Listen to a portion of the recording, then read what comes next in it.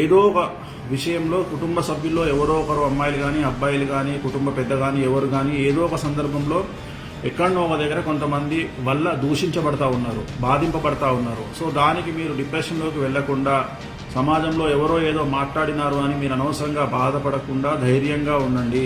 So ఇతరులను పట్టించుకోవద్దు, సమాజంలోని ఏ వ్యక్తిని కూడా పట్టించుకోవాల్సినటువంటి పరిస్థితి లేదు. ధైర్యంగా ముందుకు వెళ్ళండి, ఎవరిని పట్టించుకోవద్దు. మీరు మీ కుటుంబము, మీ కుటుంబ సభ్యులు, వారి జీవితము అంతే.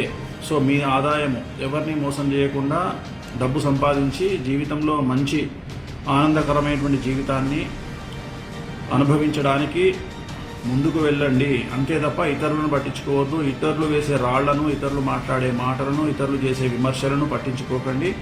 మీ జీవితాన్ని మీరు ఎంజాయ్ చేయండి.